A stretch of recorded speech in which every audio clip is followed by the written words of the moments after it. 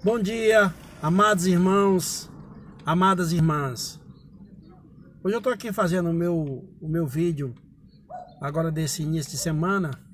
Passei uns dias sem fazer nenhum tipo de vídeo, mas vendo tudo que está acontecendo, eu quero compartilhar algumas palavras com vocês. Inclusive eu vou compartilhar hoje, aliás, nesses vídeos que eu vou fazer, um texto que tem muito conteúdo, muito forte, muito bom e muito edificante. Esse texto foi feito pelo pastor Aloysio, da Igreja Videira do Bueno. E esse texto se trata da nova ordem mundial. Quero compartilhar tudo o que tem acontecido, que é apenas um treinamento para algo maior que está por vir. E hoje eu gostaria de compartilhar algo a respeito do governo mundial, que há por vir, que está sendo construído há muito tempo. Eu sei que quando se fala desse tipo de assunto, muitos irmãos se fecham, presumindo que se trata de alguma teoria da conspiração. Mas não é, não se trata nada disso. E isso ele falando que no decorrer dos seus anos de ministério, ele entendeu que há duas profecias que são fundamentadas a respeito dos últimos dias. Devemos estar atentos a elas, pois são como um relógio da última hora. A primeira é a profecia sobre Israel, e a segunda profecia é sobre o governo mundial do anticristo.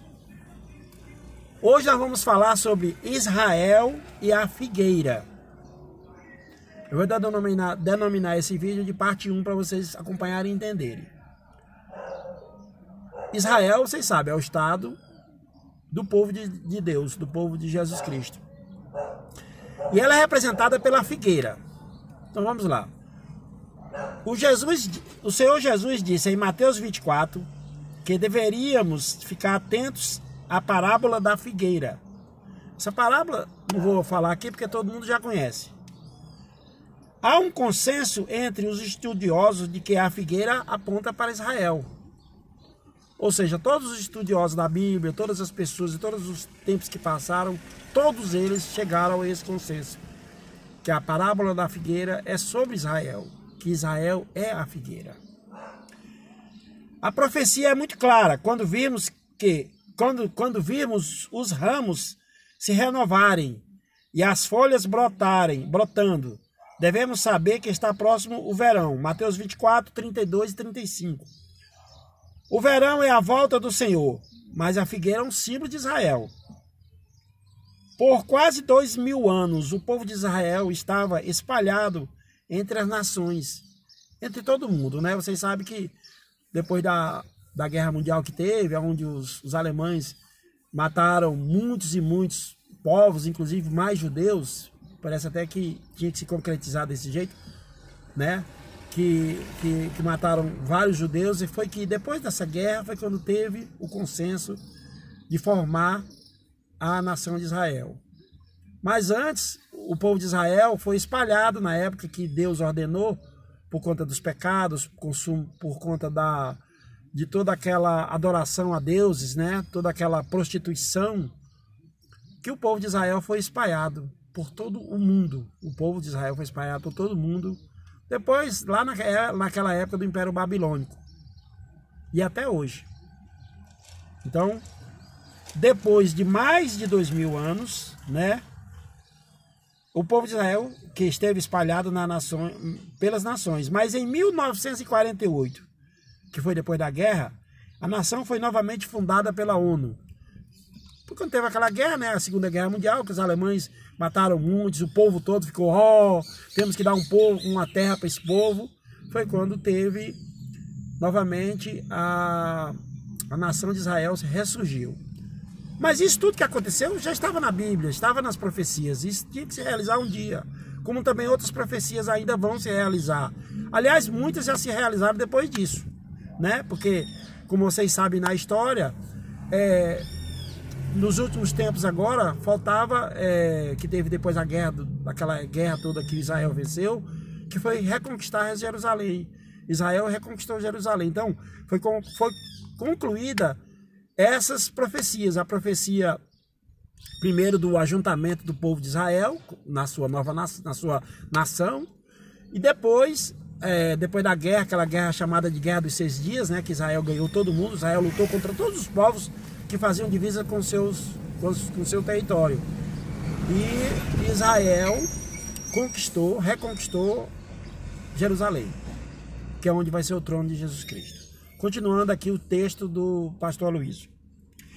Israel é sem dúvida o maior milagre dessa geração. Como é possível que um povo pudesse voltar para a sua terra, vencer os seus inimigos, que, mais numerosos e mais fortes, ver renascer a sua língua? Detalhe, outra coisa também que foi ressurgida, que era o hebraico, que quando o povo de Israel foi dividido em todo mundo, eles começaram a falar línguas de outros países. Então, pelos esses anos todos, a língua estava quase que perdida. Mas por milagre, meus irmãos, por milagre, Israel se juntou e novamente veio alguns anciãos, algumas pessoas velhas que colocaram de novo a língua. E a língua hoje, o hebraico, está renascido também na nação de Israel. Que não foi falada durante esses 2000 anos. Ou seja, a língua deles não estava mais falando. E tornar-se um país de primeiro mundo, que é referência em tecnologia de ponta e até mesmo na agricultura, literalmente a profecia de que o deserto iria florescer se cumpriu diante dos nossos olhos. Então, meus amigos, isso aí, para quem não sabe história, e se quiser ler, isso é a grande verdade, que essa profecia se cumpriu. O povo foi espalhado, o povo se juntou de novo, Jerusalém lutou em menor números e mais fraco com todos os países e ganhou, porque vocês sabem, Deus lutou muitas guerras com o povo dele cantando. As muralhas de Jericó foram destruídas com o povo cantando. Destruiu. E novamente Israel ganhou todos os países que o atacaram e reconquistou Jerusalém. E hoje Israel é uma grande potência em tecnologia e tudo. Nenhum país daquela região tem condição de atacar Israel. Qualquer um que vá contra Israel vai perder. Porque esse é o povo de Deus.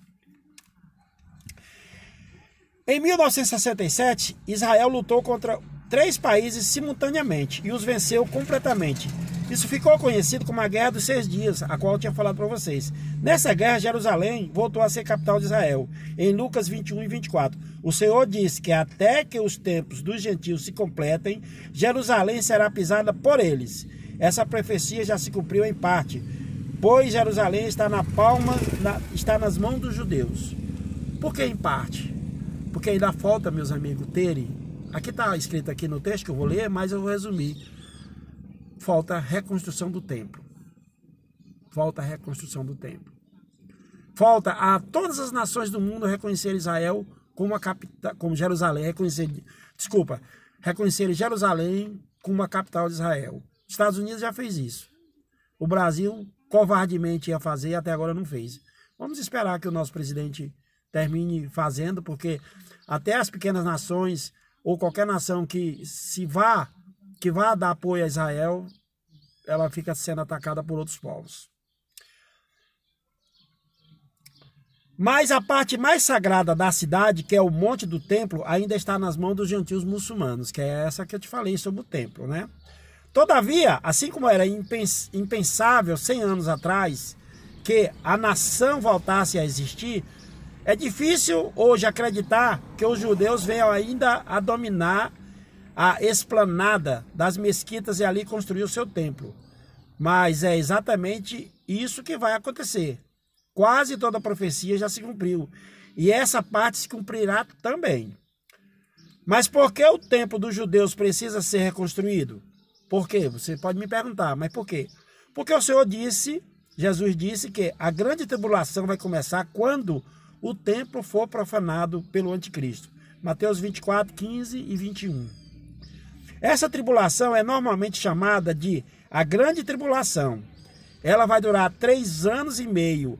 E no final dela o Senhor voltará nas nuvens. Mas essa tribulação somente começará no dia em que o anticristo profanar o templo. Que profanação é essa que você pode me perguntar? O anticristo fará uma aliança de 7 anos com os judeus. Nos primeiros 3 anos e meio ele vai permitir aos israelitas reconstruir o seu templo, mas no meio dos 7 anos ele vai quebrar a aliança e vai colocar uma imagem sua no lugar santo e exigirá que os judeus o adorem. Este será o abominável da desolação. Você consegue perceber que Israel é como um relógio profético? Precisamos estar sempre atentos aos noticiários sobre Israel e sua relação com os árabes. Lembre-se, porém, de que a maior parte da profecia sobre Israel já se cumpriu. Não sabemos se a igreja chegará a ver esse templo reconstruído ou se será arrebatado antes. Por isso, seja vigilante para vivermos os tempos proféticos. Por que a gente fala a igreja? A igreja é a noiva de Cristo. E a igreja somos nós. E antes de tudo isso aí acontecer, vai ter o primeiro arrebatamento, onde no campo estará um e será levado o outro e deixado o outro. Em qualquer lugar. Isso não simboliza praticamente que seja um. Pode dar 200 aqui reunidos e de repente sobe 20, sobe 30. Isso não importa, meus amigos. Mas nós que somos da igreja, com certeza seremos arrebatados. Nós seremos arrebatados e ganharemos todo o trono. Viveremos, iremos reinar junto com Jesus Cristo quando tiver a dispensação do milênio, que é a próxima dispensação. Depois que acabar essa dispensação, vai ter a nova dispensação, que é a dispensação do milênio. A dispensação do reino chamada, é onde iremos reinar com Jesus Cristo. Mas isso aí eu conto para vocês em uma outra história. Meus irmãos, estamos vivendo tempos proféticos. Essa pandemia que está havendo aí, isso é apenas um ensaio para o anticristo reinar. E ele vai reinar, ele vai mandar no mundo inteiro. E ele fará alianças, ele chegará como bonzinho, ele vai tentar resolver a situação financeira do mundo. Ele vai ser, no começo, vai ser um brinco, vai ser uma coisa, ele vai convencer você a botar a marca dele, como eu já falei. Mas, encerraremos hoje, eu vou continuar depois dos próximos falando sobre a nova ordem mundial. Nós iremos ver tudo sobre o governo mundial, nós vamos falar sobre a pandemia atual, a crise econômica, vamos falar sobre um cadastro mundial e sobre o aquecimento global, né? E mais outras coisas, né? O controle populacional, a alimentação como ideologia, o femininismo e a ideologia de gênero, a perseguição, tudo isso irei falar aqui para vocês. Tá bom, meus irmãos? Fique na graça e na paz do Senhor Jesus. E lembre-se, Jesus te ama. Deus é o nosso Pai, muito amoroso. Ele te ama muito, que deu seu único filho para ser sacrificado em meu lugar e no seu lugar. Essa é uma verdade. Essa palavra é verdade. Então, vamos focar na palavra, vamos focar na verdade de Jesus Cristo, de Deus, que ele, por causa de Adão, nós tivemos a condenação do pecado, mas por ele, Jesus Cristo, nós tivemos a absolvição de todos os nossos pecados e a glória eterna no reino do Senhor Jesus. Amém? Amém. Obrigado, espero que vocês compartilhem esse vídeo. Se inscreva no meu canal, Tarcísio Avelino da Silva. Esse vídeo vai estar disponível no meu canal do YouTube. Inscreva-se lá para vocês acompanhar as grandes boas notícias do Evangelho. Que o Evangelho significa boas notícias. Amém e amém.